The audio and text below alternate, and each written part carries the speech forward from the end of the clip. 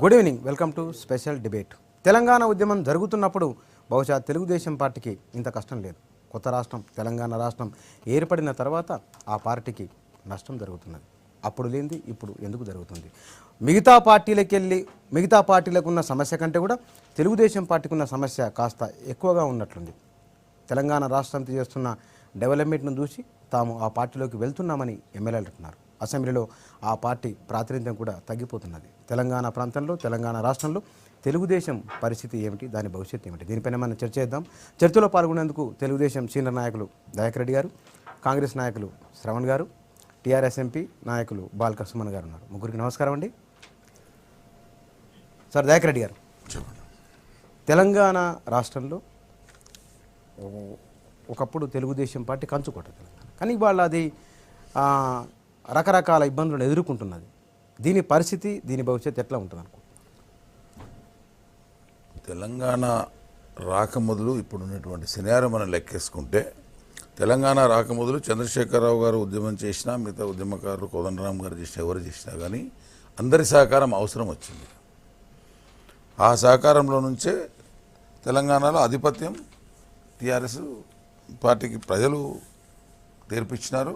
సరే, గతంలో అంతకుముందు ఆయన ఎవరిని ముఖ్యమంత్రిని చేస్తానన్నా, ఎవరిని చేయకపోయినా యాక్సెప్టెన్స్ ఇచ్చినారు. ఆయన ఎవరు చేసినా చంద్రశేఖరరావు గారు ముఖ్యమంత్రి అయినారు. ఆ తర్వాత పరిపాలన మీద దృష్టి పెట్టాల్సినటువంటి ఆయన గతంలో తెలుగుదేశం పార్టీలో ఉన్నటువంటి కార్యకర్తల మనోనిబ్బరాన్ని, క్యాడర్ యొక్క మనోస్థైర్యాన్ని బాగా చవిచూసినాడు. కాబట్టి ఆ క్యాడర్ని అప్పుడు తయారు చేయడంలో కొంతవరకు భాగస్వామి కూడా అయినాడు. కాబట్టి ఇప్పుడు ఆ క్యాడర్ ఉంటే ఫ్యూచర్ తనకు ఉండదనేటువంటి ఒక భావన ఆయనలో వచ్చినమాట వాస్తవం. అంతకు తప్ప వేరే నాకైతే కనపడ్డంలా.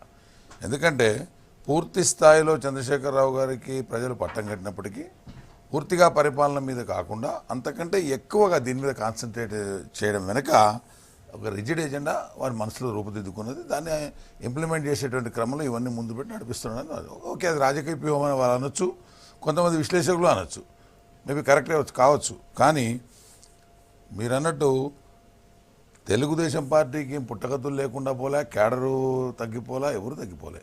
నాయకులు ఎవరైతే ప్రజల నుంచి వచ్చిన నాయకులు కాకుండా తెలుగుదేశం పార్టీలో నాయకులు అయినారో, ఓన్లీ ఆ పార్టీ ఎన్టీ రామారావు దయతో నాయకులే అయినారో, వాళ్ళు అక్కడ ఏమీ లేని వాళ్ళు ఆ సంపాదనా పరులు అయినారో, ఆ సంపాదన కానీ ఆ పదవులు కానీ పోట్టుకోవాలని సిద్ధపడి లేనట్టుగా కనపడతా ఉంది. ఎక్కువ రోజు ప్రజల కోసం పనిచేసేటువంటి విధానం కంటే కూడా ప్రభుత్వాలతో అటాచ్మెంట్ నుండి తమ వ్యాపారాలు పబ్బాలు గడుపుకునేటువంటి వాళ్ళు అన్ని పార్టీల్లో ఎక్కువైనారు. అదే రకంగా ఇక్కడ కూడా జరుగుతున్నటువంటి పరిస్థితి. కానీ మేము ఇది ఊహించండి, చంద్రశేఖరరావు గారు అయిన తర్వాత ఒక కొత్త వరవడిగా తనకు మంచి మెజారిటీ ఇచ్చినారు, మెజారిటీ ప్రకారం పోతాడు. మెజారిటీ ఏమన్నా తగ్గితే పక్క ఎవరిదైనా కాంగ్రెస్ కావచ్చు, టీడీపీ కావచ్చు, బీజేపీ కావచ్చు, ఎవరితో సపోర్ట్తో ముఖ్యమంత్రి అవుతాడు, మంచి పరిపాలన ఇస్తాడని మనం అనుకున్నాం. మేమందరం అనుకున్నది అది. కానీ ఎందుకంటే గతంలో చంద్రశేఖరరావు గారిని ఇక్కడ చూసిన వాళ్ళం కాబట్టి ఏదో ఒక రిజిడ్ ఎజెండా ఆయన మనసులో రూపుదిద్దుకోవడంతో ఈయన ఈ రకంగా చేయడం జరుగుతూ ఉంది. కానీ అది ఫ్యూచర్లో ఆయనకే దెబ్బ. ఆ పార్టీ యొక్క ముఖ్య నాయకులు, క్యాడర్ వాళ్ళు ఆలోచన చేసుకోవాలి. ఒక పార్టీలో ఈ రకంగా చేసినటువంటి పద్ధతి, ఆ రకంగా చేసినటువంటి పద్ధతి, కోవర్టిజం చేసినటువంటి పద్ధతి, అదే కోవర్టిజం రేపు చేరని నమ్మకం ఏమిటి, ఇవన్నీ కూడా ఆ యొక్క క్యాడర్ వాళ్ళు ఆలోచన చేసుకోవాలి. తప్ప తెలుగుదేశానికి ప్రస్తుతానికి దెబ్బ డెఫినెట్గా తగులుతుంది. ఎందుకు తగలదు?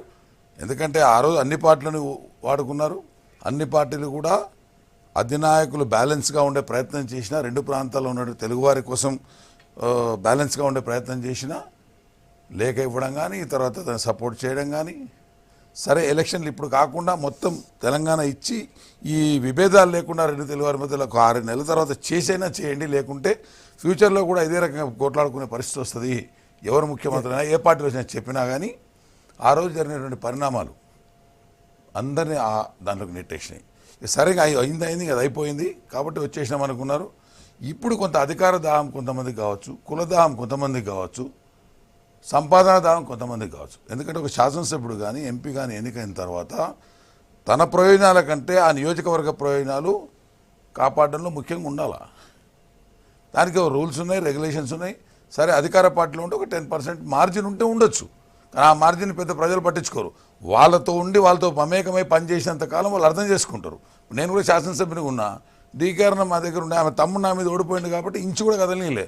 But I made development. ముఖ్యమంత్రి గారు కిరణ్ కుమార్ ఉన్న అధికారంలో లేకున్నా డెఫినెట్గా ఆయన కలిసి ఇప్పుడు ఒకవేళ నేను ఈరోజు ఎమ్మెల్యేగా ఇప్పుడు అధికార పార్టీ అది ఉన్నా డెఫినెట్గా డెవలప్మెంట్ విషయంలో నేను కాంప్రమైజ్ కాకపోదు, డెవలప్మెంట్ విషయంలోనే పడదు. కాకపోతే ఇక్కడ డెవలప్మెంట్ కంటే కూడా స్వప్రయోజనాలు, కుల ప్రయోజనాలు కలిసి వస్తున్నటువంటి సందర్భం. ఇది ఉద్యమకారులు ఆలోచన చేసుకోవాలి. ఉద్యమంలో ఉన్నటువంటి వాళ్ళు, తెలంగాణ సాధనలో ఉన్నటువంటి ఆ పార్టీ వాళ్ళు ఆలోచన చేసుకోవాలి. మేము కాదు ఇక్కడ. డెఫినెట్గా మా వాళ్ళు ప్రలోభాలకు గురైనటువంటి దాన్ని ప్రజలు బుద్ధి చెప్పేటువంటి రోజు వస్తే చెప్తారు, దానికి ఇబ్బంది లేదు. ఇలా వాళ్ళకు మెజారిటీ ఉంది, ఇంకా రూల్ ప్రకారం ఇంకా 3 సంవత్సరాల పైన అధికారం భగవంతుడు అవకాశం ఇచ్చినా, ప్రజలు అవకాశం ఇచ్చినా, వాళ్ళ పార్టీలో ఉన్న ఎమ్మెల్యేలు అవకాశం ఇచ్చినా ఉంది. శ్రవణ్ గారు, తెలంగాణ పొలిటికల్ సినారియో ఇవాళ దీన్ని మనం ఎట్లా అర్థం చేసుకోవాలి? వాస్తవానికి ఇప్పుడు ఈ చర్చలో ఉన్నటువంటి సుమన్ గారు కానీ, సోదరుడు పార్లమెంట్ సభ్యులు సుమన్ గారు కానీ, లేకపోతే ఎర్రబెల్లి దయాకర్ గారు, మన దయాకర్ రెడ్డి గారు కానీ, నేనైనా తెలంగాణ ఉద్యమకారులుగా తెలంగాణ రావాలని చెప్పని పోరాటం చేసినప్పుడు ఒక కలగన్నాం. తెలంగాణ 29వ రాష్ట్రంగా ఏర్పడి భారతదేశంలోనే ఒక తలమానికంగా ఉంటుంది, ప్రజాస్వామ్యం మరింత బలోపేతమవుతుంది, రాజ్యాంగానికి మరింత గౌరవం లభిస్తుంది, ఒక మంచి సంప్రదాయాలు ఉన్నటువంటి, విలువ ఉన్నటువంటి ఒక రాజకీయాలు ఉంటాయి, రాజకీయాలకు గౌరవం పెంపొందించేటువంటి ఒక వాతావరణం ఏర్పడుతుందని చెప్పని కలలు కన్నాం. ఐఎమ్ షూర్ అందరూ కూడా అదే రకమైన కలలు కన్నారని చెప్పి నేను అనుకుంటున్నాను, బీయింగ్ ఎడ్యుకేటెడ్, ఎన్లైటెడ్ కొంత. కానీ దానికి భిన్నమైనటువంటి ఒక రీతిలో ఈరోజు పాలకవర్గం వ్యవహరిస్తున్నట్టుగా, ప్రజాస్వామ్యం, రాజ్యాంగం, మంచి సంప్రదాయాలకు ఏవి కూడా స్థానం లేనట్టుగా వ్యవహరిస్తూ ఉంది. రెండో అంశం ఏంటంటే, strength of democracy lies in not in the strength of ruling party. ప్రజాస్వామ్యం యొక్క బలం అధికార పార్టీలో ఉన్నటువంటి ఒక బలం ద్వారా నిరూపితం కాదు. Strength of democracy lies in the strength of the opposition. అది బ్యూటీ. అంబేద్కర్ రాసినటువంటి ఒక రాజ్యాంగంలో ప్రతిపక్ష నాయకుడికి, అధికార పక్షంలో ఉన్నటువంటి ఒక నాయకుడికి సమానమైన హోదా కల్పిస్తూ ఎందుకు ఇచ్చిండు అంటే, ప్రజల పక్షంగా నిలబడి ప్రశ్నించే గొంతుకలు కావాలా, అప్పుడే ఒక నార్కిజం ఉండదు, యూనిలేటరలిజం ఉండదు, ఒక నియంతృత్వం ఉండదు, ఒక బూర్జువాతత్వం ఉండదు అని చెప్పని ఆయన అద్భుతమైనటువంటి ఒక రీతిలో రాజ్యాంగం రాసిండు. కానీ వాళ్ళ తెలంగాణ రాష్ట్రం ఏర్పడిన తర్వాత జరుగుతున్న పరిణామాలన్నీ చూస్తే ప్రజాస్వామ్యాన్ని పూర్తిగా కూడా కూని చేసే విధంగా, ప్రతిపక్ష పార్టీలు, ప్రజల గొంతుకలైన ప్రతిపక్ష పార్టీల గొంతులన్నీ కూడా మూసివేసే విధంగా, తాయిలాలు కావచ్చు, అంటే మా సోదరులు అంటారు కాంగ్రెస్ పార్టీ కూడా చేసిందని, దాని తర్వాత డిబేట్ చేద్దాం, మళ్ళీ అది కూడా డిబేట్ చేద్దాం. కానీ ఈ రకమైనటువంటి ఒక వాతావరణం కనబడుతుంది. దీనికి ప్రధానమైనటువంటి ఒక కారణాలు, ఇది మంచి సంప్రదాయం అయితే కాదు. ఇప్పటికే రాజకీయ నాయకులు అంటే చీవీడా రాజకీయ నాయకుడు అనేటువంటి ఒక పరిస్థితి ఏర్పడేది. చేతులకు దండం పెట్టేది పోయి చీవీడా రాజకీయ నాయకుడు అని చెప్పని అనే పరిస్థితి ఏర్పడ్డది. కానీ ఇవాళ జరుగుతున్నటువంటి మొత్తం పరిహాసనం కూడా పీపుల్స్ రిప్రజెంటేటివ్ యాక్ట్ను తుంగలో దొక్కేస్తూ ఉన్నాం. ఎలక్టోరల్ డెమోక్రసీ మీద గౌరవం పోయేటట్టుగా చేస్తూ ఉన్నాం. ప్రజలు ఓట్లేసింది ఇవాళ తెలుగుదేశం పార్టీ కావచ్చు, కాంగ్రెస్ కావచ్చు, టీఆర్ఎస్ కావచ్చు, ఒక గుర్తును చూసి, ఆ పార్టీని చూసి, ఆ పార్టీ మేనిఫెస్టోని చూసి వాళ్ళకి విశ్వాసంతో ఓటేస్తారు. ఇవాళ కనీసం ఆ ప్రజలను గౌరవం మీద ఉన్నటువంటి వాళ్ళైతే ఆ పార్టీకి రాజీనామా చేసి పక్క పార్టీ, కొత్త అధికారం ఉన్న పార్టీలోకి పోయిండా కానీ అర్థం లేదు. అట్లేమీ లేకుండా రాత్రి కండువాలు మార్చుకొని ఒకటి నిమిషం లెట్ మీ కంప్లీట్. ఇది ఒక తప్పుడు సంప్రదాయాన్ని ప్రజలను అగౌరవపరిచినట్టు, చట్టాన్ని కూడా అగౌరవపరిచినట్టుగా నేను భావిస్తా ఉన్నాను. ఎలక్టోరల్ డెమోక్రసీని తుంగలో దొక్కినట్టుగా. ప్రధానంగా ఇవాళ టీఆర్ఎస్ పార్టీలో మొదటి నుండి కూడా, అధికారంలోకి వచ్చినప్పటి నుండి కూడా ఆపరేషన్ ఆకర్షణ అనేటువంటిది మొదలుపెట్టినారు. ఒకటి, పదవిని కాపాడుకోలేమన్నట్టు ఒక భయం ఉంటే ఉండవచ్చు. రెండవది, ప్రశ్నించేటువంటి ఒక ప్రతిపక్ష పార్టీలను ఎదుర్కొనేటువంటి ఒక ధైర్యం లేకపోయినటువంటి ఒక పరిస్థితి అయినా కావచ్చు. మొత్తానికి ఇవాళ జరుగుతున్న పరిణామం మాత్రం తప్పుడు సంప్రదాయం. చివరికి ఒకటే అడుగుతా ఉన్నాను, పోయిన వాళ్ళందరూ ఒకటి అరిగిపోయిన రికార్డు లెక్క మాట్లాడుతున్నారు. ఏంటంటే అభివృద్ధి కోసం మేము నియోజకవర్గ అభివృద్ధి కోసం పోతున్నామని అంటారు. సూటి ప్రశ్న, నియోజకవర్గ అభివృద్ధి కోసం పక్క పార్టీల నుండి అధికార పార్టీలకు పోయేటట్టయితే, అదే సహేతుకమైనదైనట్టయితే, రాష్ట్ర అభివృద్ధి కోసం టీఆర్ఎస్ పార్టీకి సంబంధించిన ఎంపీలు, ఎమ్మెల్యేలంతా భారతీయ జనతా పార్టీకి పోవాలి. ఎందుకంటే కేంద్రంలో బీజేపీ అధికారం ఉంది కాబట్టి వాళ్ళ పార్టీలకు పోయినట్టయితే రాష్ట్రం బాగా అభివృద్ధి చెందుతుంది. కాబట్టి ఇదంతా కూడా ఒక మభ్యపెట్టేటువంటి ఒక రాజకీయాలు, మంచి సంప్రదాయం కాదు. Future generations will suffer democracy మీద. అందుకే ఇవాళ 55% మంది గ్రేటర్ హైదరాబాద్లో ఓటేయలేదు అని అంటే దానికి కారణం ఏంటి అంటే, రాజకీయము, ఎన్నికలు బూటకం అని చెప్పని బలంగా నమ్మినారు. ఆ నమ్మకాన్ని మరింత బలోపేతం చేసే విధంగా ఈరోజు రాజకీయాలు నడుస్తూ ఉన్నాయి. అది టీడీపీ టీఆర్ఎస్ పంచాయతీ కావచ్చు, లేకపోతే ఇంకో పంచాయతీ కావచ్చు. కానీ ఇది సత్సంప్రదాయం కాదు. మనం తప్పనిసరిగా దీనికి సమాధానం చెప్పవలసిన అవసరం ఉందని భావిస్తూ ఉన్నాను. సహజంగానే మా ప్రతిపక్ష పార్టీలకు చెందినటువంటి సోదరులు కాబట్టి అట్లా మాట్లాడతారు. సో వారు మాట్లాడుతున్న దాంట్లో వింతేం లేదు. అది ఈరోజే మాట్లాడుతున్నది ఏం కాదు, కొత్తది కూడా ఏం కాదు. రెండు విషయాలు. సహజంగానే తెలంగాణలో అయినా ఇది ఈ దేశంలోని ఏ రాష్ట్రంలోనైనా, అసలు ఈ దేశంలోనైనా ప్రజల కోసం పార్టీల కోసం ప్రజల, ఫస్ట్ అది చర్చించుకోవాల్సినటువంటి అవసరం ఉంది. రెండవది, ఇవాళ ప్రజలు మూకుమ్మడిగా తెలంగాణ రాష్ట్ర సమితి చేస్తున్నటువంటి అభివృద్ధి కార్యక్రమాలు, సంక్షేమ కార్యక్రమాలు, కేసీఆర్ గారి నాయకత్వాన్ని బలపరుస్తూ మెదక్ ఉప ఎన్నికైనా, స్థానిక సంస్థల ఎమ్మెల్సీ స్థానాలు, శాసనమండలి స్థానాలైనా, అదేవిధంగా వరంగల్ ఉప ఎన్నికైనా, జిహెచ్ఎంసీ ఎన్నికలైనా అద్భుతమైనటువంటి ఫలితాలు వారి మద్దతును తెలియజేస్తూ ఉన్నాయి. ఆ క్రమంలో సహజంగానే ప్రజలే కేసీఆర్ గారి నాయకత్వాన్ని బలపరుస్తూ ప్రభుత్వానికి మద్దతు తెలుపుతున్నప్పుడు మనం కూడా మద్దతుగా పోదాం, ఉందాం అని అనుకుని మా పార్టీలోకి వస్తూ ఉన్నారు. తప్పేం కాదు. రెండవది, అసలు చేరికలు అనేటటువంటి అదేదో టీఆర్ఎస్ పార్టీ పుట్టినాకనే మొదలైనవి అన్నట్టుగా మా సోదరులు మాట్లాడుతున్నారు. అది కరెక్ట్ కాదు. చేరికలు టీఆర్ఎస్ పార్టీ లేకముందు, అసలు టీఆర్ఎస్ పార్టీ ఉనికిలో లేకముందు నుంచి ఈ దేశంలో చేరికలు ఒక పార్టీ నుంచి ఇంకో పార్టీలోకి చేరికలు జరిగినాయి. అదేవిధంగా రెండో విషయం ఏంటంటే, టీఆర్ఎస్ పార్టీలోకి చేరికల విషయం తీసుకుంటే మేము ఇలా అధికారంలో ఇవాళ ఉన్నాం, 20 నెలలు అయింది. గతంలో మేము ఉద్యమ సందర్భంలోనే కాంగ్రెస్ పార్టీ అధికారంలో ఉంది ఇక్కడ ఈ రాష్ట్రంలో. దాంట్లో రాష్ట్ర మంత్రి పదవిని వదిలేసి జూపల్లి కృష్ణారావు గారు ఉద్యమ పార్టీలోకి వచ్చినారు. అదేవిధంగా ఎమ్మెల్యే పదవులను వదులుకుని అధికార పార్టీకి సంబంధించినటువంటి వాళ్ళు టీఆర్ఎస్ పార్టీలోకి వచ్చినారు. ఉద్యమ పార్టీ రాష్ట్ర సాధన ఉద్యమంలో భాగంగా వాళ్ళు వచ్చినారు అన్నాడు. సో అప్పుడే మేము ప్రతిపక్ష పార్టీలో ఉన్నప్పుడు పెద్ద ఎత్తున మా పార్టీలో చేరికలు జరిగినాయి. ఇవాళ ప్రభుత్వం చేస్తున్నటువంటి మంచి కార్యక్రమం, ఆనాడు రాష్ట్ర సాధన ఉద్యమం కోసం చాలామంది వచ్చినారు. ఇవాళ ప్రభుత్వం మంచి పనులు చేస్తుంది, కానీ ప్రభుత్వాన్ని మద్దతు తెలిపేందుకు, ప్రభుత్వంతో కలిసి పనిచేసేందుకు చాలామంది వస్తూ ఉన్నారు. ఎందుకు వస్తూ ఉన్నారంటే, ఇక్కడ ప్రజల మద్దతు ప్రభుత్వానికి ఉంది. చాలా ఎన్నికల్లో ఫలితాల ద్వారా అది కనిపిస్తూ ఉంది. కాబట్టి సహజంగానే చేరికలు జరుగుతూ ఉన్నాయి. అది పెద్ద విశేషం కాదు. మూడవది, రాజీనామాలు చేపేయాలని చాలామంది మాట్లాడుతూ ఉన్నారు. ఇవాళ కర్ణాటక రాష్ట్రంలో కాంగ్రెస్ పార్టీ అధికారంలో ఉంది. ఇతర పార్టీ ఎమ్మెల్యేలను చేర్చుకుంటుంది. రాజీనామా చేసి చేర్చుకుంటుందా? కాంగ్రెస్ పార్టీ వాళ్ళు సమాధానాలు చెప్పాలి. ఆంధ్రప్రదేశ్ రాష్ట్రంలో ఇవాళ తెలుగుదేశం పార్టీ అధికారంలో ఉంది. ప్రమాణ స్వీకారానికన్నా ముందే నంద్యాల ఎంపీ ఎస్పీవై రెడ్డి గారికి కండువా కప్పినారు చంద్రబాబు గారు. ఈరోజు కూడా కొంతమంది ఎమ్మెల్యేలు వైసీపీ పార్టీకి చెందినటువంటి వాళ్ళు చంద్రబాబు నాయుడు గారిని కలిసినారు. దేవినేని ఉమామహేశ్వరరావు గారి స్టేట్మెంట్ నేను ఇప్పుడు వస్తూ టీవీలో చూసిన, మా అభివృద్ధిని చూసి ఇతర పార్టీల ఎమ్మెల్యేలు ఆకర్షితులు అవుతున్నారు అని చెప్పి వారు మాట్లాడుతూ ఉన్నారు. సో ఇదేంటంటే, వాళ్ళు చేస్తేనేమో కరెక్ట్ అనే భావనలో ఈ పార్టీలు మాట్లాడుతున్నాయి ఇతర రాష్ట్రాల్లో. ఇక్కడికి వచ్చేసరికి టీఆర్ఎస్ పార్టీ అసలు మేము ఎవరిని ప్రలోభ పెడతలేము. ఒక్కొక్క నాయకుడు మాట్లాడుతూ ఉన్నారు. మీడియా ముందుకు వస్తే ఇక వాళ్ళ నోటికి మొక్కాలి, ఎట్లా పడితే అట్లా మాట్లాడుతున్నారు మా మీద.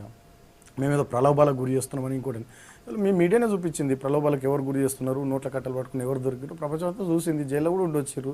ఇవాళ మమ్మల్ని ప్రలోభాలకు గురి చేస్తున్నారని వాళ్ళు మాట్లాడడం సరైనది కాదు.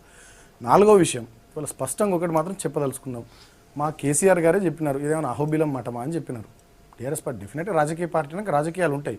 ప్రభుత్వాన్ని నడుపుతున్నంత మాత్రాన మీరు రాజకీయాలు చేయొద్దు అనడం కరెక్ట్ కాదు. డెఫినెట్గా టీఆర్ఎస్ పార్టీ అనేది ఒక రాజకీయ పార్టీ, రాజకీయాలు చేస్తూనే ఉంటుంది. ప్రభుత్వంలో ఉన్నారు కాబట్టి మీరు రాజకీయాలు చేయొద్దు అని చెప్పి మమ్మల్ని అనడం కరెక్ట్ కాదు. కానీ మేమేం చేసినా తెలంగాణ ప్రజల కోసమే చేస్తాం, తెలంగాణ రాష్ట్ర అభివృద్ధి కోసమే చేస్తాం. ఏం చేసినా లోపాయికార ఒప్పందాలు ఏముండే, చీకట్లో చేసేది ఏముండదు. ఏదైనా బాగా ఇది రాజకీయాలలో మంచి సాంప్రదాయం కాదు, భవిష్యత్ తరానికి మనం ఏం ఇండికేషన్ ఇస్తున్నాము అని. సార్, ఇక రాజకీయాల గురించి మాట్లాడుకోవాల్సి వస్తే, గతంలో కాంగ్రెస్ పార్టీ పివి నరసింహారావు వారు ప్రధానమంత్రి ఉన్నప్పుడు ఏమేం జరిగిందో కాంగ్రెస్ పార్టీ వాళ్ళు చెప్పాలి. ఇప్పుడు తెలుగుదేశం పార్టీ పక్క రాష్ట్రంలో ఏం చేస్తుందో కూడా వారు చెప్పాలి. సరే, రాజకీయాల్లో నేను చాలా స్పష్టంగా చెప్తా ఉన్నా, చేరికలు అనేటటువంటి వాళ్ళ కొత్త కాదు. నేను ఇంకొక విషయం కూడా చెప్తా ఉన్నా, వీళ్ళు పదే మాట్లాడుతూ ఉన్నారు, వీళ్ళని చేర్చుకోవడం ఇది ప్రజాస్వామ్యానికి విరుద్ధము, ఇది రాజ్యాంగానికి విరుద్ధము, ప్రజల మద్దతు లేదన్నట్టు వీళ్ళు మాట్లాడుతున్నారు. ఇవాళ ఒక ఉదాహరణ నేను చెప్పదలుచుకున్నాను. మొన్న వరంగల్ ఉప ఎన్నిక జరిగింది. వరంగల్ ఉప ఎన్నికలో అంతకుముందు చల్లా ధర్మారెడ్డి గారు టీడీపీ పార్టీ వారు టీఆర్ఎస్లోకి వచ్చినారు. వారి పరకాల నియోజకవర్గంలో 75,000 ఓట్ల మీద టీఆర్ఎస్కి వచ్చింది ఒకటి. రెండవది, ఇవాళ కుక్కట్పల్లి మాధవరం కృష్ణారావు గారు టీడీపీ నుండి టీఆర్ఎస్లోకి వచ్చినారు. వారి దగ్గర అన్ని స్థానాలు దాదాపు ఎక్సెప్ట్ కేపీహెచ్బి మేము గెలిచినాం. అదేవిధంగా సనత్ నగర్లో తలసాని శ్రీనివాస్ యాదవ్ గారు వచ్చినారు.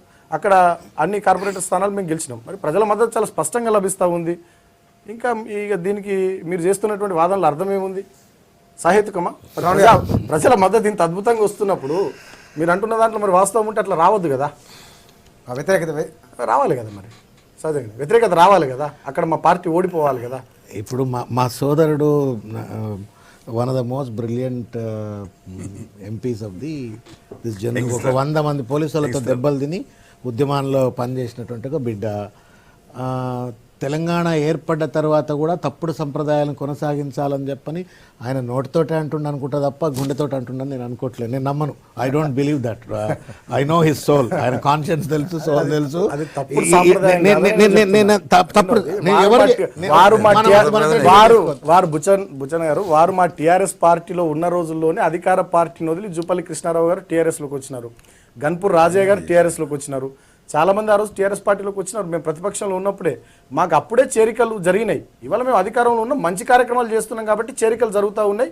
ప్రజల మద్దతు కూడా కనబడతా ఉంది. మీరు మెదక్ ఉప ఎన్నిక తీసుకున్నా భారీ మేడతో ప్రజలు గెలిపించారు. వరంగల్ ఉప ఎన్నిక జరిగినా భారీ మేడతో ప్రజలు గెలిపించారు. అంటే ప్రజల మద్దతు ఉంది కాబట్టి ఎటు వచ్చినా సరే శ్రవణ్ గారు మాట్లాడిస్తే మాట్లాడండి. ఇప్పుడు ఒకటేంటంటే గతంలో చేసినట్టు one mistake does not justify other mistake.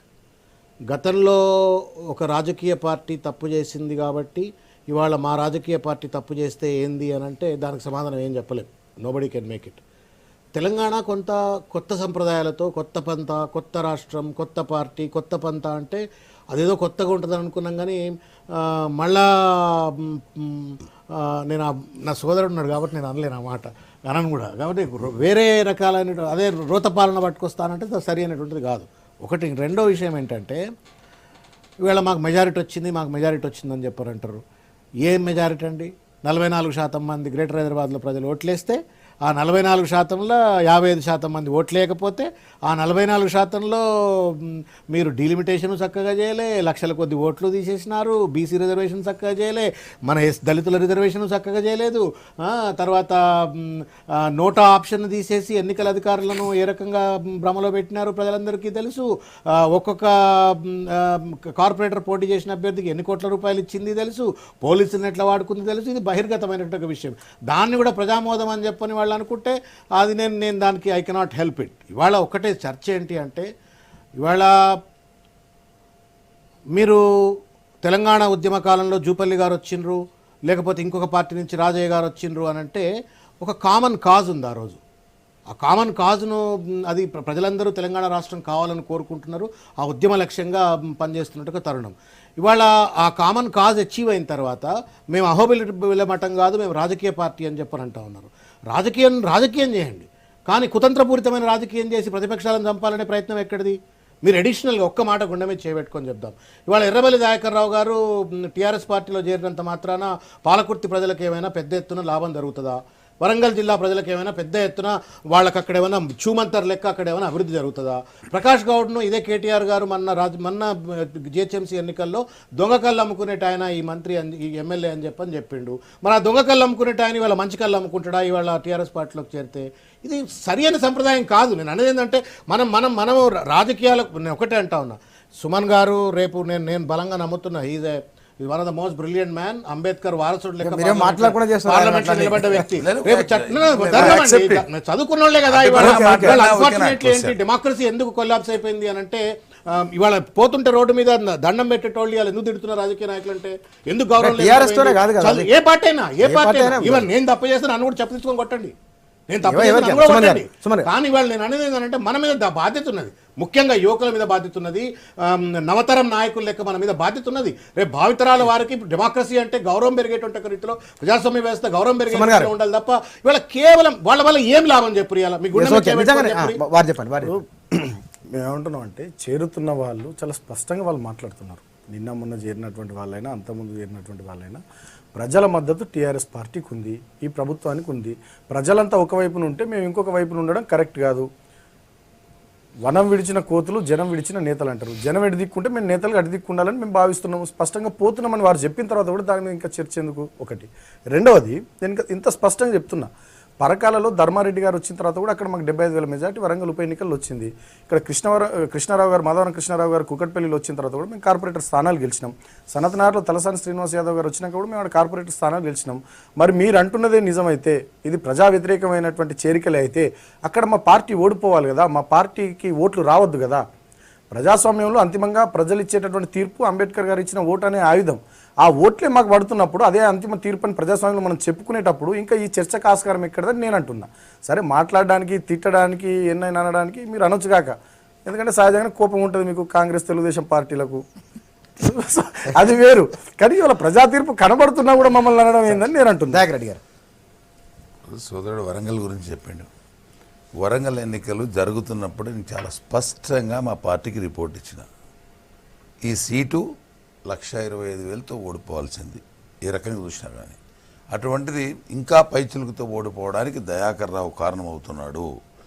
ఆ పాలకుర్తులు మాత్రమే మెజారిటీ రావాలా, మిగతా అన్ని కాన్స్టిట్యున్సీల్లో మెజారిటీ పడిపోవాలా, తద్వారా తనకు హైప్ సృష్టించుకొని పార్టీలోకి పోవాలా అనేది ప్లాను.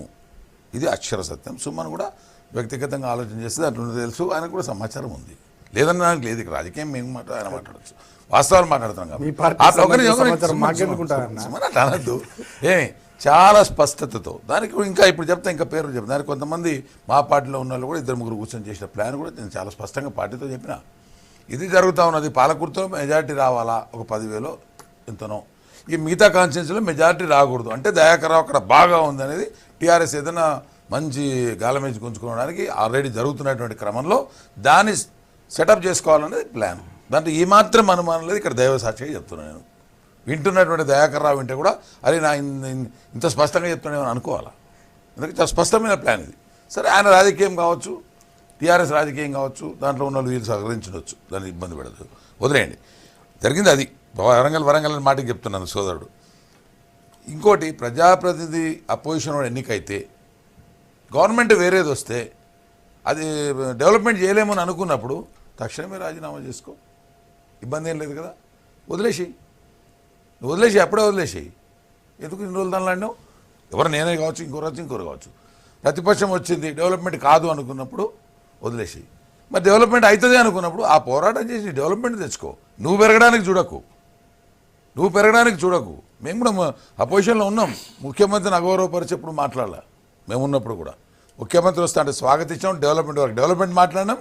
తెలంగాణ ఉద్యమ విషయం నిలదీసినాం.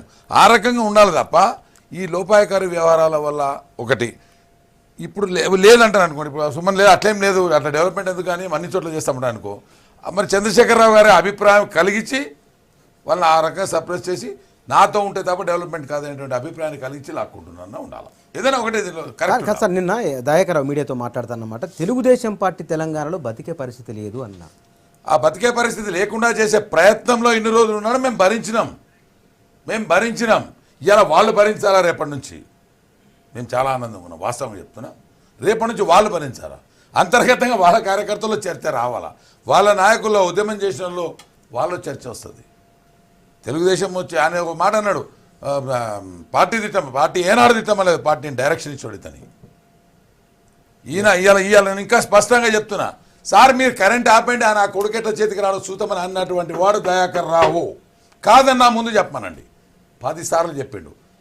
చంద్రబాబు నాయుడు గారు ఏమన్నారు, విభజనలో ఉన్న ఇబ్బందులు మనం లొసులుగా మార్చుకోవాల్సిన అవసరం లేదు, పెట్టిపోయినారు మనం బీగలాడుకుంటా, మీరు ఆపండి సార్, ఆ కొడుకు వాడి చేతికి వస్తాడు అన్నటువంటి మాటలు వాడు సీఎం కూడా. మరి అలా ఏ ముఖం పెట్టుకొని పోయినాడు?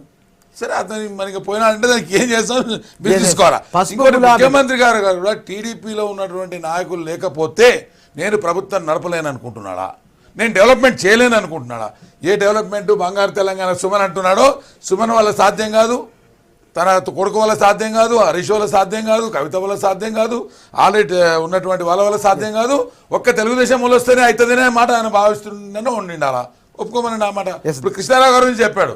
కృష్ణారావు గారు ఎమ్మెల్యేగా ఉండి ఆ రోజు పోరాటం చేసి, నేను చెప్తాను, నాకు ప్రత్యర్థి కావచ్చు, కానీ అరుణతో విభేదించినప్పుడు ఆయన ఈ అంశం ఎన్నుకొని ఒక 2 నెలలు 3 నెలలు తిరిగి తెలంగాణ పేరు మీద తిరిగి తర్వాత రాజీనామా చేసినాడు. అది జరిగింది.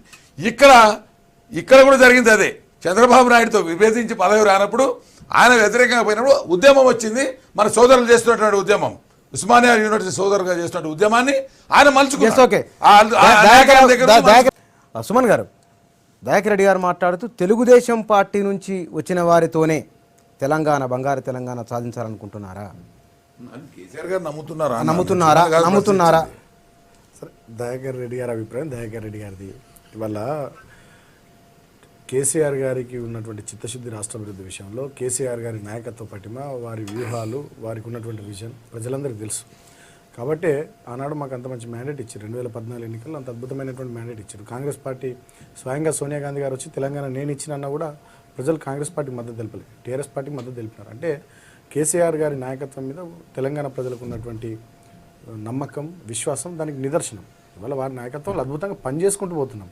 మేము మంచిగా పనిచేసుకుంటూ పోతున్నటువంటి క్రమంలో ప్రజల మద్దతు మాకు ఇంకా యాడ్ అవుతుంది, రోజు రోజుకు మాకు శక్తి పెరుగుతుంది. సో ఆ క్రమంలో ప్రజలంతా టీఆర్ఎస్ పార్టీకి మద్దతు తెలుపుతుంటే ప్రజాప్రతినిధులు ఉన్నటువంటి మేము వేరే పార్టీలో ఉండడం ఎందుకు? పార్టీల కోసం ప్రజల, ప్రజల కోసం పార్టీల, ప్రజాప్రతినిధులు పార్టీల కోసమా ప్రజల కోసమా అనే చర్చ సహజంగా వస్తుంది. ఆ క్రమంలో ప్రభుత్వానికి మద్దతు తెలుపుదాం. గతంలో తెలంగాణ రాష్ట్ర సాధన ఉద్యమంలో లేకుండా ఇవాళ తెలంగాణ రాష్ట్ర పునర్నిర్మాణంలోనన్నా కేసీఆర్ గారితో ముందుకు కలిసి నడుద్దామని చెప్పి చాలామంది అనుకుని మా పార్టీలోకి వస్తున్నారు. సో దాంట్లో తప్పు పట్టడానికి ఏముంది? ఒకటి. రెండవది కూడా సరే ఇవాళ వారు మాట్లాడుతున్నారు తెలుగుదేశం పార్టీ వాళ్ళే కాదు, వైసీపీ నుండి కూడా చాలామంది వచ్చి చేరినారు, అదేవిధంగా కాంగ్రెస్ పార్టీ నుండి కూడా చాలామంది వచ్చి చేరినారు. అదెందుకు మర్చిపోతున్నారు మీరు? మేము చేస్తున్నటువంటి సంక్షేమ కార్యక్రమాలైనా అభివృద్ధి కార్యక్రమాలు ఇవాళ వాళ్ళకి నచ్చుతున్నాయి. దేశంలో ఇవాళ రూరల్ డెవలప్మెంట్ స్టాండింగ్ కమిటీ వచ్చింది తెలంగాణకు. రేపటి నుంచి విజిట్ ఉంది, 2 days వాళ్ళు తెలంగాణలో పర్యటించబోతున్నారు. 20 మంది ఉన్నటువంటి స్టాండింగ్ కమిటీ సభ్యుల బృందం. వాళ్ళ ఇప్పటిదాకా నేను వాళ్ళ దగ్గర నుండి వచ్చిన. దేశం లెక్కలు లేవు, 1500, 1000 రూపాయల పెన్షన్లు. దేశంలో ఎక్కడ 7 లక్షల రూపాయలు బాబు గారు ఇందాక మాట్లాడుతూ ఒక మాట డబుల్ బెడ్రూమ్ హౌసింగ్ మాట అన్నారు. ఆయన 20 ఏళ్ళు అధ్యక్షునిగా ఉన్నానని, ఈ మధ్యకాలంలో చాలా పరిణామాలు జరిగినాయి, బహుశా ఇక్కడ తెలంగాణలో జరిగింది కూడా పెద్ద విషయమేం కాదు, దాన్ని కాపాడుకుంటామని అంటున్నారు. సో ఒకటి మీరు గుర్తుపెట్టుకోవాలి, మనం కూడా అందరం అర్థం చేసుకోవాలి. జార్ఖండ్, బీహార్ నుంచి వేరుపడ్డ తర్వాత జార్ఖండ్లో ఆర్జేడీ పార్టీ నామమాత్రంగా మిగిలిపోయింది. డెఫినెట్గా అది ఇర్రిలవెంట్ అయిపోయింది. ఎందుకంటే బీహార్ ఆర్జేడీకి సంబంధించినటువంటి లాలూ ప్రసాద్ యాదవ్ గారి మూలాలు బీహార్లో ఉంది, జార్ఖండ్లో ఏం లేవు. సహజంగా జార్ఖండ్ నుండి అంతర్ధానం అయిపోయింది ఆ పార్టీ. రేపటి రోజున ఎవరు అవునన్నా, మా దయాకర్ రెడ్డి అని ఒప్పుకున్నా ఒప్పుకోకపోయినా, చంద్రబాబు నాయుడు గారు దీన్ని జాతీయ పార్టీ అన్నా కూడా సహజంగానే నాయకుడు చంద్రబాబు నాయుడు గారు కాబట్టి వారి మూలాలన్నీ ఆంధ్రప్రదేశ్లో ఉన్నాయి కాబట్టి ఈ పార్టీ ఆంధ్రప్రదేశ్కే పరిమితం అయిపోతుంది, తెలంగాణకి ఇర్రిలవెంట్ అవుతుంది. తెలంగాణకు రిలవెంట్ పార్టీ ఏదంటే తెలంగాణ రాష్ట్ర సమితి సహజంగానే. కాబట్టి ఇక్కడ ప్రజల మద్దతు కానీ అందరి మద్దతు కానీ తెలంగాణ రాష్ట్ర సమితి వైపు ఉంటుంది. ఇక్కడ ఖచ్చితంగా తెలుగుదేశం పార్టీ అంతర్ధానం అయిపోతుంది. ఇది చారిత్రక సత్యం. ఎవరు అవునన్నా కానా మా దయాకర్ రెడ్డి అని ఇప్పుడు ఏ సమస్య లేదని అన్నా ఇది చారిత్రక సత్యం. అది గతంలో జరిగింది, బీహార్లో జార్ఖండ్లో జరిగింది, ఇక్కడ కూడా రేపటి రోజున అదే జరగబోతుంది. సో తప్పదు అది. రెడ్డి గారు ఇప్పుడు మూలాల విషయానికి వస్తే కేసీఆర్ గారి మూలాల కుటుంబం ఎక్కడున్నా గడియం శ్రీఆర్ గారే చాలా స్పష్టంగా చెప్పిన దినాలున్నాయి. ఈరోజు ఆ పార్టీలకు వెళ్ళినటువంటి దయాకర్ రావు గారే ఆధారాలతో సహా అరిచి చెప్పిన దినాలున్నాయి. సరే మేమందరం కూడా ఎస్ ఉద్యమకాడు ఆయన యాక్సెప్ట్ చేసి ఆయన ముఖ్యమంత్రిగా కావాల్సిన అదృష్టం ఆయనకు ఉంది, అయింది, దాన్ని మేము కాదంటలేము. మూలాల విషయానికి వస్తే జయలలితది ఎక్కడ మూలం? కర్ణాటక. తమిళనాడు ఎట్లా సీఎం అయింది? మనితనంతోనైంది, దేనితోనైంది? మన సోనియా గాంధీ గారు ఎక్కడ పుట్టారు? సోనియా గాంధీ గారు ఎక్కడ పుట్టారు, ఎక్కడికి వచ్చారు, ఎట్లా అయినారు? బెంగళూరులో పోయి చిక్కమగళూరులో పోయి ఇందిరాగాంధీ గారు పోటీ చేయొచ్చు, మెదక్లో వచ్చి చేయొచ్చు, కానీ చంద్రబాబు నాయుడు మాత్రమే తెలుగుడు కాబట్టి మా తెలుగుడితో మాకు పంచాయతీరా, వేరేవాడైతే మేము నిద్ర పెట్టుకుంటాం, తెలుగులమే దురమాడతామనే పద్ధతిలో మాట్లాడితే సుమ్మలాంటి కూడా కరెక్ట్ కాదు. ఎవరుంటారనేది సమస్య కాదు. తెలంగాణ ఏర్పాటు కావాలా, అయిపోయింది. తెలంగాణని ఎవరు బాగు చేస్తారని ప్రజలు అనుకుంటే ఖచ్చితంగా వాళ్ళ వైపు ఉంటారు. ఇవాళ టీఆర్ఎస్కి అవకాశం ఇచ్చింది, ఆయన చేస్తానంటున్నాడు కాబట్టి అవకాశం ఇచ్చింది, దాన్ని వినియోగించుకోమంటున్నాం. మేము వ్యతిరేకించడం అంటున్నాం. ఆ వినియోగించుకోవడంలో నిన్న మొన్న తిట్టినోడు, ఈయన వల్ల డెవలప్ కాదన్నాడు, ఆకర్షితుడు అయినాడంటే ఏ కారణాలతో అయినాడు వాళ్ళే చెప్పాలా. ఈయన భయపెట్టిండాలి, నాయంబడి లేకపోతే మీరు డెవలప్ కారని అన్నా అని ఉండాలా, ఇది లోపాయకారి వ్యవహారాలను ఉండాలా, అంతకంటే ఇంకా వేరేం లేదు. ఒక పొలిటికల్ పార్టీ అంటే మనం డెమోక్రాటిక్గా మాట్లాడుకుంటే ఒక పొలిటికల్ పార్టీ, ఒక రాష్ట్రానికి సంబంధించిన పొలిటికల్ పార్టీ ఇంకొక రాష్ట్రంలో ఇర్రెలవెంట్ అనేటువంటిది ఒక అన్డెమోక్రాటిక్ ఆర్గ్యుమెంట్, ఒక అప్రజాస్వామికమైనటువంటి ఒక ఆర్గ్యుమెంట్. అది రాజ్యాంగానికి వ్యతిరేకమైనటువంటి ఒక ఆర్గ్యుమెంట్, అది చాలా అన్యాయమైనటువంటిది. This would lead to anarchy. అంటే పక్క రాష్ట్రం పార్టీ ఇక్కడ పనికిరాదు అంటే ఉత్తరప్రదేశ్లో పుట్టిన బీఎస్పీకి ఇక్కడేం సంబంధి, లేకపోతే సమాజ్వాదీ పార్టీకి ఇక్కడేం సంబంధము, ఆర్జేఎల్డీకి ఇక్కడేం సంబంధము. ఇవాళ తెలుగు రాష్ట్ర సమితిగా మార్చేసి మేము భీమవరంలో పోటీ చేస్తాను కేటీఆర్ గారు అంటానికి అది ఎట్లా న్యాయం అవుతుంది?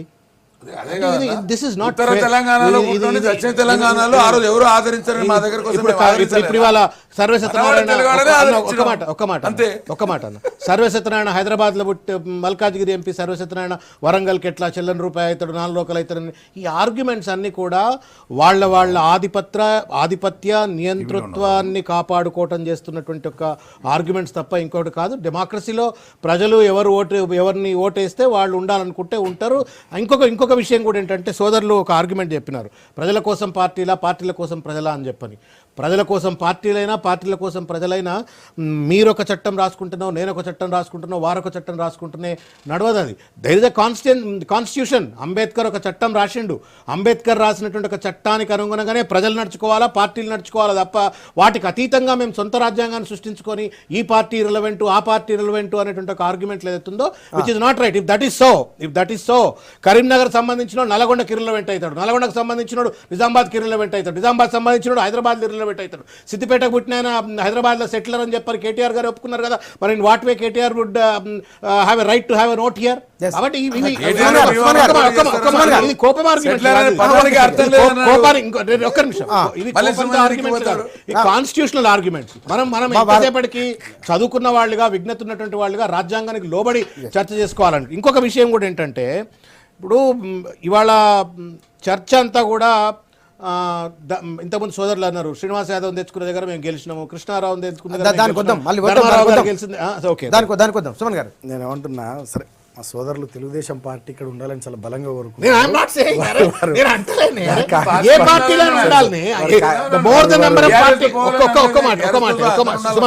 ఒక్క మాట ఏమంటున్నా, more the number of political parties more strong democracy.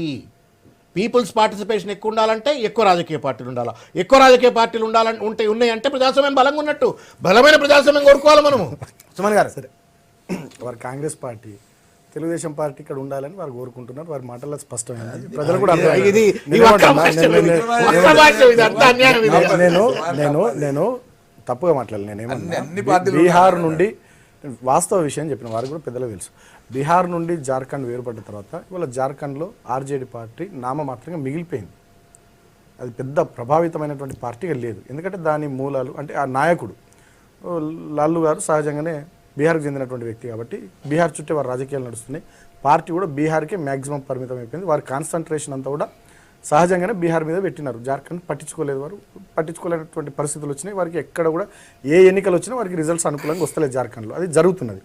అట్లనే తెలుగుదేశం పార్టీకి వచ్చేసరికి సహజంగానే చంద్రబాబు నాయుడు గారు ఆంధ్రప్రదేశ్ రాష్ట్ర ముఖ్యమంత్రి, వారు ఆంధ్రప్రదేశ్ పరిపాలన మీద ఆంధ్రప్రదేశ్ రాష్ట్ర అభివృద్ధి మీద సహజంగా వారు దృష్టి పెట్టాలి, ఎక్కువ సమయం అక్కడ కేంద్రీకరించాలి. సహజంగానే వారి పార్టీ వారు ఆంధ్ర ప్రాంతానికి చెందినటువంటి వారు కాబట్టి సహజంగానే వారి పార్టీ మూలాలైనా వారి పార్టీ రాజకీయ వ్యవహారాలైనా ఆ రాష్ట్ర అభివృద్ధి వారు ముఖ్యమంత్రి కాబట్టి సహజంగా అంతా ఆ రాష్ట్రం చుట్టే తిరుగుతుంది. వారు అవునన్నా కారణం వారు ఒప్పుకోకపోయినా ఎక్కువ కాన్సన్ట్రేషన్ అక్కడనే ఉంటుంది, అంత అక్కడనే ఉంటుంది, అంత అటువైపే ఉంటుంది. ఇక్కడ రాబోయే రోజుల్లో డెఫినెట్లీ ఇర్రిలవెంట్ అయిపోతాయి. వారు నా వాదంతో ఏకీభవించకపోయినా ఇవల్ల అన్ని ఎన్నికల్లో తెలుగుదేశం పార్టీకి వస్తున్నటువంటి ఫలితాలు చూస్తే అర్థమవుతుంది. జిహెచ్ఎంసీ ఎన్నికల్లో లోకేష్ గారు, చంద్రబాబు నాయుడు గారు, ఇంకా చాలామంది తెలంగాణ నాయకులు వాళ్ళు తిరిగినారు. ఎక్కడెక్కడనైతే ఎవరెవరైతే ఎక్కువగా వాళ్ళకు కొంత ఓట్లు పడతాయని అనుకుని వాళ్ళు అనుకొని కొన్ని పాయింటెడ్గా సెలెక్ట్ చేసుకొని ఏ డివిజన్ల మీద దృష్టి పెట్టినారో అక్కడ ఎక్కడ కూడా వాళ్ళు గెలవలేనటువంటి పరిస్థితి. చంద్రబాబు నాయుడు గారు హైటెక్ సిటీ నేను కట్టినని చెప్పుకున్నటువంటి చంద్రబాబు నాయుడు గారు ఆ హైటెక్ సిటీ ఉన్న మాదాపూర్ డివిజన్ కూడా టీఆర్ఎస్ గెలుచుకున్నది. సో నేను అనడం ఏంటంటే అదొక చారిత్రక సత్యం, అదొక అనివార్యత. ప్రజలే ఆ దిశగా నిర్ణయాలు తీసుకుంటున్నారు. మేము ఇవాళ టీఆర్ఎస్ పార్టీగా మేము తెలంగాణలో ఏ పార్టీ ఉండొద్దు అని చెప్పి మేము అనుకునే పరిస్థితుల్లో మేము అట్లా అట్లా ఆలోచించాం. ఇవాళ ప్రజలు అట్లా నిర్ణయం తీసుకున్నారు, ప్రజలు అట్లా వారిని పంపిస్తా ఉన్నారు. ఇవాళ టీఆర్ఎస్ పార్టీలో చేరుతున్న తెలుగుదేశం నాయకులు కూడా వాళ్ళు ఏమంటా ఉన్నారు, జాకీ పెట్టి లేపినా లేచే పరిస్థితి లేదు తెలుగుదేశం పార్టీ అని వాళ్ళే మాట్లాడుతున్నారు. వారు ఇందాక వారు మాట్లాడింది కూడా చూస్తే నేను ప్రయత్నం చేస్తానులే, మిమ్మల్ని వదిలేస్తా అన్నారు వారు. మీరు అంటే వదిలేస్తా అంటే మీరు ఎక్కువ పనిచేయండి తెలంగాణలో మాట్లాడిన వారు. ఎవరికి కావాల్సిన వాళ్ళు అన్వయించుకుంటారు. ఎందుకంటే సుమన్ మాటల్లో కానీ వాళ్ళ ముఖ్యమంత్రి గారి మాటల్లో కానీ మన ముఖ్యమంత్రి గారి మాటల్లో కానీ తెలుగుదేశం అంటేనే ఎక్కువ భయం ఎందుకుంది అని అంటే చాలా స్పష్టంగా చెప్పిన, తెలుగుదేశంలో ఉన్నాడు, బతికిండు, బట్టగట్టిండు, పదవులు అనుభవించుడు, ఆ ఆర్గనైజేషన్ గురించి తెలిసిన మనిషి కాబట్టి దాన్ని ఎవరైనా కానీ అట్లే అనుకుంటారు కదా. ఆస్తిపాస్తుల విషయంలో కానీ ఎవరో వల్ల వాడిని ముందు నాశనం చేస్తే రేపు మళ్ళీ తయారవుతాడేమో అనే బాధ వాళ్ళకు ఉండి మాట్లాడుతున్నట్టు మాటలు అవి. కానీ చంద్రబాబు నాయుడు గారు నేను ఇక్కడ వచ్చి ముఖ్యమంత్రి అవుతాను ఆయన అలా అవుతాడేమో అని వీళ్ళెందుకు ఉలికి పడతాను నాకు అర్థం కాదు. డెఫినెట్గా రెండు రాష్ట్రాల్లో ఉన్నటువంటి పార్టీ రెండు చోట్ల అభిమానులు తెలుగుదేశం పార్టీకి ఉన్నారు. ఆ రోజు ఎన్టీ రామారావు పార్టీ పెట్టినప్పుడు మరి ఉమ్మడి రాష్ట్రంలో ఈయనెందుకు కార్యకర్తగా జాయిన్ అయ్యిండు, ఉమ్మడి రాష్ట్రంలో ఈయనెందుకు ముఖ్య పదవులు అనుభవించుడు అని మేము కూడా అడగచ్చు. ఆ రోజున్న పరిస్థితులు అనుభవించినాడు, ఓకే బాగానే ఉంది. రాష్ట్రం విడిపోవాలన్నటువంటి యువకుల కోరికకు ఆయన విజయరామారావు గారి విషయంలో వచ్చిన ఇబ్బంది వల్ల ఆయన తీసి నేను పెట్టే దాని మీద విభేదించి ఒక సాకును అందుకున్నాడు. ఏదో ఒక కొట్టకపోతున్నాడు కూడా అంతే, ఈత కొట్టడానికి పెట్టినట్టు అందుకున్నాడు, వాళ్ళందరినీ బలి చేసినారు, ఆయన పీఠం ఎక్కినాడు. బలైంది ఒకరు, అది అయిపోయింది ఒకరిని చర్చ. పీఠం మీరు అవన్నీ మాట్లాడిర్రు. ప్రజలు మీరు ఎన్నిసార్లు మాట్లాడి ఇవాళ తెలుగుదేశం పార్టీ పరిస్థితి దాని మీద మాట్లాడారు. పరిస్థితి ఏంటంటే ఆ పార్టీ గురించి, ఆ నాయకుడి గురించి క్షుణ్ణంగా తెలుసు కాబట్టి ఆయనను ఇక్కడ రాకుండా చేసే తప్ప నాకు ఇది ఉండదు, నాకు మరగడు ఉండదు అనేటువంటి ఆలోచన వారికి ఉన్నమాట వాస్తవం. వారితో పాటు దాదాపు 60% తెలుగుదేశం పార్టీకి సంబంధించిన ఎమ్మెల్యేలు, ఎంపీ, మంత్రులు ఉన్నారు కాబట్టి వాళ్ళకు కూడా ఇది అనుభవం కాబట్టి నిరంతరం ఆయన ఓడుతున్నట్టున్నారు. ఆయన మొదలు తెలుగుదేశం లేకుండా వీళ్ళందరూ ఎట్లా కప్పుకోవచ్చు, ఎందుకంటే దానిలో పనిచేసినాడు, డెవలప్మెంట్ చేయడంలో కూడా, తెలుగుదేశం డెవలప్మెంట్ చేయడంలో కూడా కేసీఆర్ గారు ఆదో సహకరించారు. ఆయన శాస్త్రం కూడా ఉంది కాబట్టి ఆ పవర్ నాకు తెలుసు. ఆ కార్యకర్తలు అంత భయం ఉందా టీడీపీ అంటే? అంత ఉందా? ఇవాళ వాస్తవంగా సుమన్ గారు ఒప్పుకున్నా ఒప్పుకోకపోయినా ఒక విషయం వాస్తవం ఏంటంటే TRS is an extension party of TDP. Telangana Telugu Desam పార్టీకి మారు రూపం ఇవ్వాలి. వాళ్ళ మంత్రులు ఎవరండి? పోచారం శ్రీనివాసరెడ్డి ఎవరండి? తలసాని శ్రీనివాస్ యాదవ్ ఎవరండి?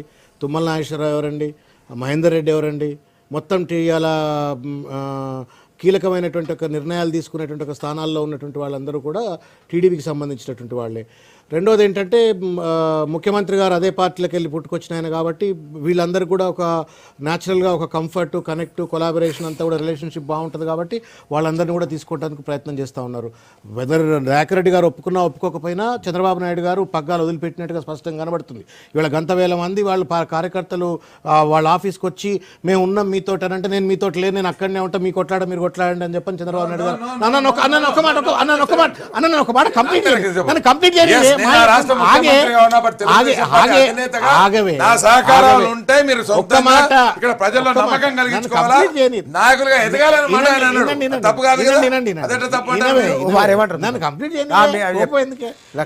ఏమంటున్నా అంటే ప్రజల్లో ఉన్న అభిప్రాయం చెప్తా ఉన్నా. మీరు ఇవాళ ఓటుకు నేటు కేసు, తర్వాత ఫోన్ ట్యాపింగ్ కేసుకు ముందున్నటువంటి ఒక తీవ్రత, ఈ రెండు పార్టీల మధ్యన తీవ్రత, పంచాయతీ పోటీ ఇవాళ లేదు.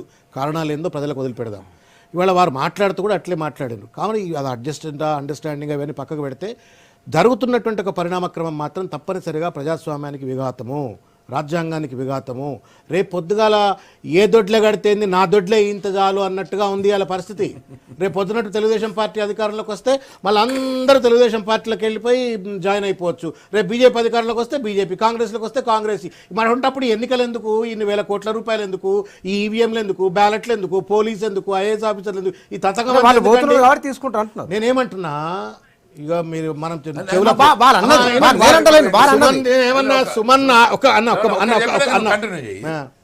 మీరు అంటున్నారు మాటిమాటికి సుమన్ అంటున్నాడు పోతారు తీసుకుంటారని. ఏ ముఖ్యమంత్రి కూడా అసెంబ్లీ సాక్షిగా ప్రకటన చేయలేదు. ఉద్యమకారులంతా కూడా ఇటు అందరు తీసుకుంటారు ఏంటనే ఎలక్షన్లకు ఒక 2 నెలల ముందంటే కూడా ఇది చివరిది, తనకు కూడా గుర్తుంటది, ఇది చివరిది. ఎవడొచ్చినా తన ఉన్నటువంటి శాసనసభ్యత్వానికో పదవికో రాజీనామా చేసి వస్తేనే ఇక్కడ నుంచి ఎన్నిక కావాల్సిందే. అసెంబ్లీలో కూడా అదే స్పీచ్ లో చెప్పినాడు. కాబట్టి ఆశించినాం. ఇప్పుడు మీ ఇంట్లో ఇప్పుడు కేసీఆర్ గారి ఇంట్లోకి భోజనం చేయడానికి వస్తే ఎవరిస్తే వాళ్ళకి భోజనం పెట్టొచ్చు. కానీ ఒక రాజకీయ పార్టీ నుంచి, ఒక సింబల్ మీద ఒక రాజకీయ పార్టీ నుంచి ప్రాతినిధ్య చట్టం ప్రకారంగా, పీపుల్స్ రిప్రజెంటేటివ్ యాక్ట్ ప్రకారంగా, ఎలక్టోరల్ డెమోక్రసీ ప్రకారంగా ఎన్నికైన తర్వాత ఈ పార్టీ నుంచి ఆ పార్టీకి జంప్ చేయడానికి anti defection law does not allow. You are violating the constitution by allowing people to come in. Speaker ను గుప్పెట్లో పెట్టుకొని, గవర్నర్ ను గుప్పెట్లో పెట్టుకొని మొత్తం పీపుల్స్ రిప్రజెంటేటివ్ యాక్ట్ ని మనం తుంగదొక్కుతున్నాం. ప్రజలు పార్టీల కోసమైనా, పార్టీలు ప్రజల కోసమైనా రాజ్యాంగానికి లోబడి మాత్రమే ఉండాలి. రాజ్యాంగాన్ని ఇంకొక చిన్న మాట, ఇవాళ మీరు ఏం చేసినారు, కొలను హనుమంత్ రెడ్డి కట్టెస్ చేసినాడు కుత్బుల్లాపూర్లో. ఆయన ఓడిపోయింది కదా అని చెప్పని కేఎం ప్రతాప్ ను పట్టుకొచ్చినారు. కేఎం ప్రతాప్ నుంచి వచ్చిన తర్వాత వివేక్ ను పట్టుకొచ్చినారు. ఈ ముగ్గురు ఇప్పుడు ఎవరికి టికెట్ ఇవ్వాలా? కొలను శ్రీనివాస్ రెడ్డి గారు కూడా వచ్చినారు.